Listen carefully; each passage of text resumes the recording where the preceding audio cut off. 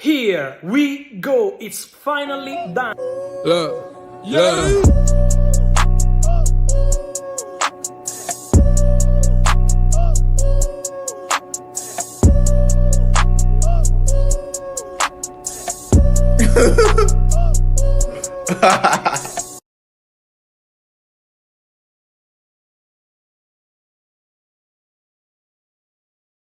It's your boy Asef. I'm here today with a wonderful guest, close friend of mine, Mr. Sean. He's gonna introduce himself. What am I with today? Hey, what's up? Yeah, I'm Sean Simpson. Thanks for having me, brother. Yeah. Yeah.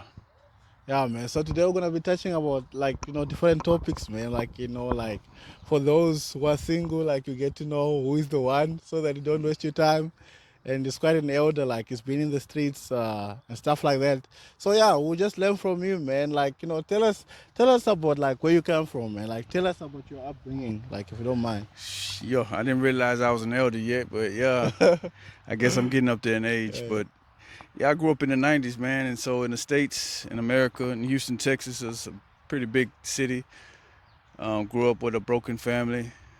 Father was in the streets. Mother was working to try to make ends meet, trying to provide food. And so, I jumped off the porch kind of early, 11, 12 years old, and wanted to see what was out there without any guidance. And there was a lot of drugs that was pushed into our communities during that time, and gang violence took a rise. And so, yeah, I embraced that.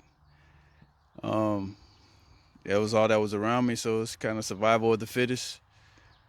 I looked up to a lot of cousins of mine that embraced that lifestyle, and so I embraced it myself. Oh, that's quite a lot, hey. That's quite a lot. But yeah, man, like how did that make you feel though? Like in those situations? Yeah, a lot of times, if I'm honest, I was scared, man. I didn't know what to expect. Didn't know certain situations I got myself into. I didn't know if I'd survive, or felt alone a lot. Felt rejected a lot. Yeah, that's kind of how I felt. Yo, man, that's tough. Like, yo, I'm sure you've been through the worst, man. But what can you say about like a father being present? Because I'm sure yours wasn't like physically there. You was there physically, but maybe emotional wise and stuff. What's the question? Like, would you say like you ever had that void like what most youngsters have, Yeah. like of not having like father present or father active in their lives? Yeah, yeah, like I said, my father was in the streets, and so I didn't grow up with him, and I didn't have that guidance, and he definitely wasn't a godly man. And so even the little interaction we had, he was a bad influence a lot of the times. I don't mean to talk about him. He's gone now. He's passed away, but that was the reality. Yeah, so I definitely can relate to that. Oh, definitely, man. So what can you say to the youngsters out there, man? Like, who always like find like, or even young girls out there, because, don't find out a lot of young girls out there, it's actually a meme, it's actually a meme for them to do nonsense. They'll be like, no, my dad is not there, so I can do whatever I want. Or some even like take their void out on boyfriends and stuff. Like they begin to be in relationship which are toxic, but they try to find their father figures in the boys they date. So what can you like advise them, and yeah, stuff like that? Yeah, well, for me, I think if we're real with ourselves, Yeah. if we're old enough to make decisions like that, then we're old enough to make the right decision. And I think most people have enough understanding about life that there's a certain path that we take that ends in destruction and brokenness. I think we got enough movies that we can watch. You just said there's a lot of memes and different videos of people who's living this life but end up being broken. A lot of our celebrities who promote this type of lifestyle that negatively influences us. Often, their lives are horrible behind the scenes, and I think we have enough understanding. And so, for my opinion, I think it's up to us on what lifestyle we want to live. And if I could do it all over again, I know it's kind of cliche, but I would say, educate. I would want to educate myself more. Take education not for the sake of getting a job, but just to know more and then try to identify people who are successful. And a lot of times we think they're uncool or what we call square. But I mean, those are the Yeah. people who go on to make decisions for us Come on. later in life. They're the decision makers, the politicians, the doctors, the lawyers, the lawmakers. Because they were square for a short time in their youth. Now they can do what they want as grown-ups, and you're a grown-up much longer than you are a youngster. Wow, that's really key. I learned actually a lot of things there, because along the lines you never mentioned a YouTuber. I thought you were gonna mention a YouTuber, so I was gonna say like people can also learn from me, stuff like that. So yeah, Mr. Sean, how long have you been married now? Yeah, like I said, 19 years, going on 20. Wow, like how does that feel to be married for 19 years? Yeah, man, I thank God for it. Yeah. I wouldn't be the man I am today, which isn't saying much, but I mean, I was headed down death and destruction, but Yeah. by God's grace, He gave me a great supportive woman to, excuse me, to support me and to help me to grow into the man I am. And but it's not all roses. It's hard work. Sometimes it's ups, sometimes it's downs, smiles and frowns, but yeah, it's been a blessing for sure. I got 3 beautiful children from our love, and I think are strong, productive citizens. They're gonna bring some positivity to this world based on what God has done through my marriage. Come on. So how would you say, like, what advice can you give me on finding the one? How did you know she was the one? Well, man, I was tired of this world, man. I kind of, like I was just advising, man. I was seeing things around me moving in a more healthy way, and I knew my lifestyle wasn't healthy. People I was hanging around were going to prison, people dying, people getting pregnant young, and so I was ready to come out the streets. Once you've had sex once, man, the feeling of it is, it's the same, no matter, it's just a different face. And so I realized I wanted a woman I wanted to share life with, and so I was praying. And I was asking God, even though I wasn't close to God, I knew that God wanted to use a woman to help bring me along. And so when I met my wife, all the things that I prayed to God for, she kind of represented. She loved God. She was a believer before I met her. And she had high morals. She didn't show off her body too much. She wasn't striving for attention, and once all those things were checked, once I seen that she had, the inside of her was more beautiful than the outside, and she's quite beautiful. Yeah. I knew she was the one. And it just took hard work from there. Wow. I can imagine what was going to happen if we didn't pray. Do you think we're still going to meet her if we didn't pray for the one? I don't know.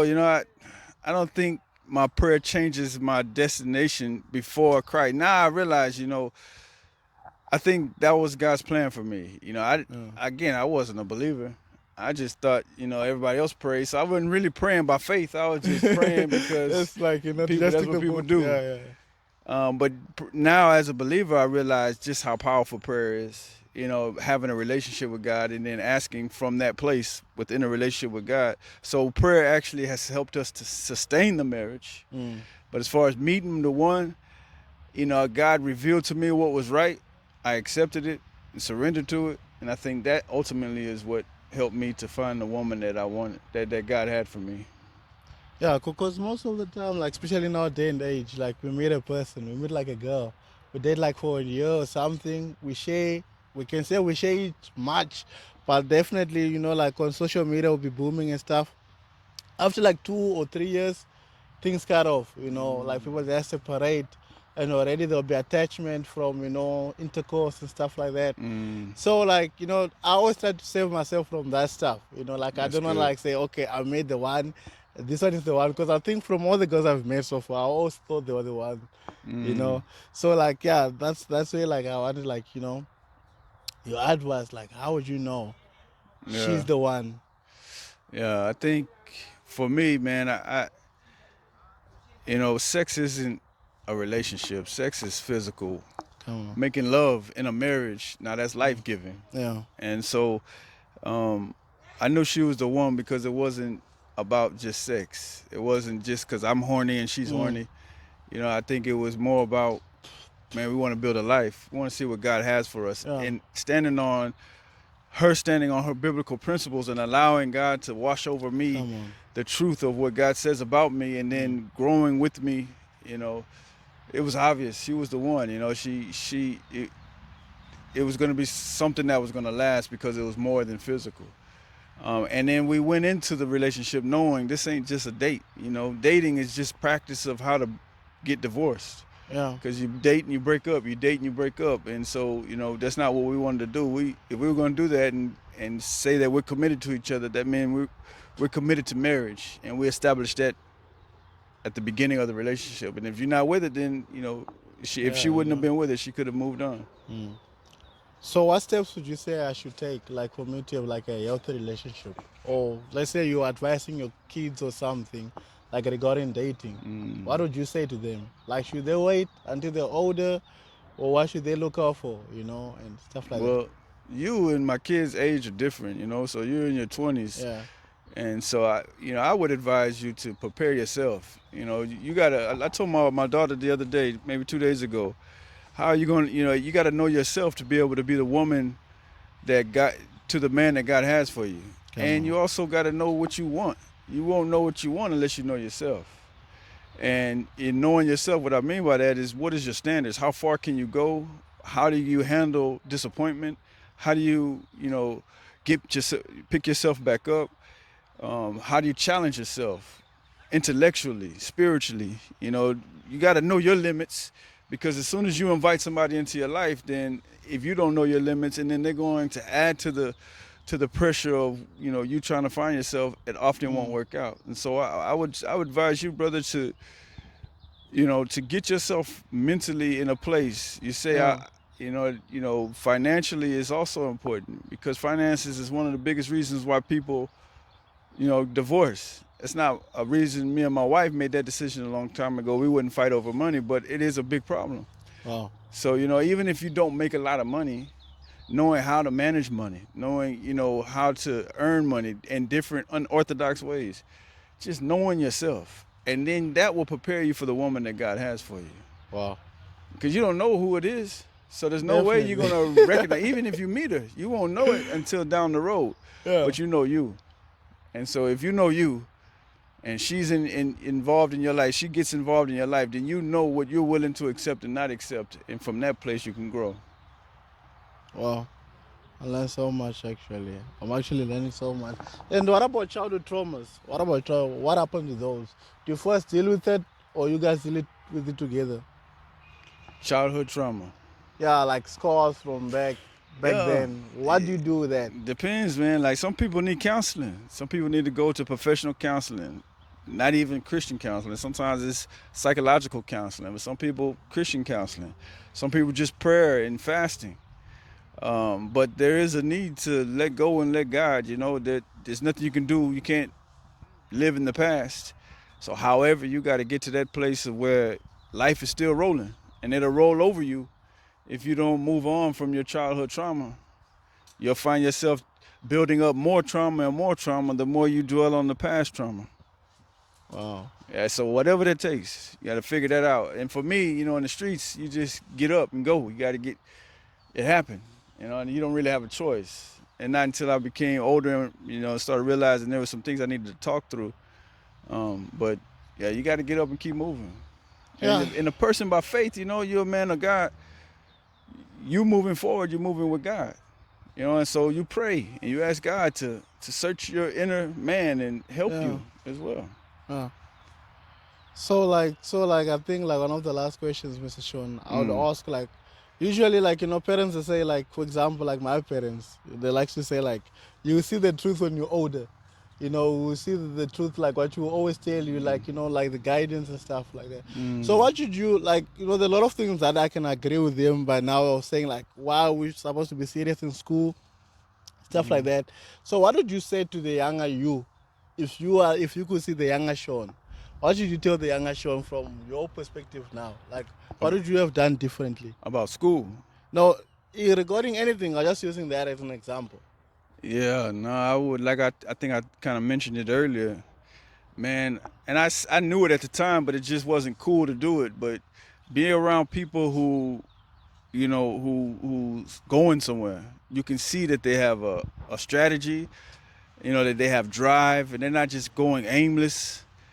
They're not searching or running after things at a surface. Man, as a kid, you know, you got those groups of guys, those groups of teenagers or people around you that you know they're headed somewhere. And surrounding yourself with them and learning those habits, learning how they go about it, because maybe you're lacking that discipline in your home.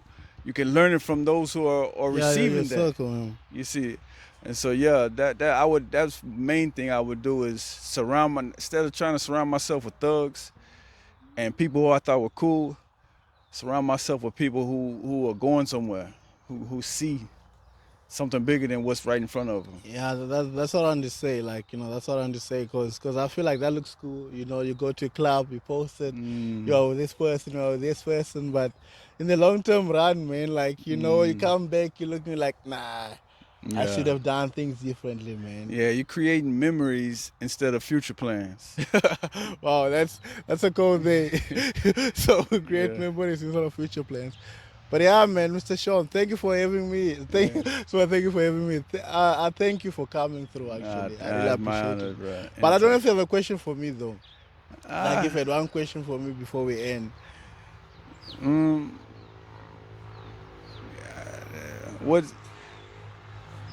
What's your, you know, I guess one question I have for you is why are you doing this video?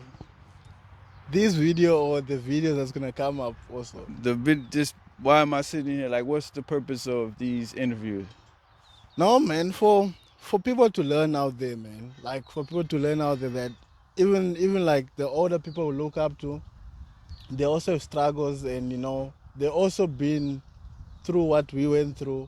And I always feel like when someone speaks over you something, people tend to give you an ear because they don't have any, like, I can't say they don't have any motive behind it. Like, how can I put it?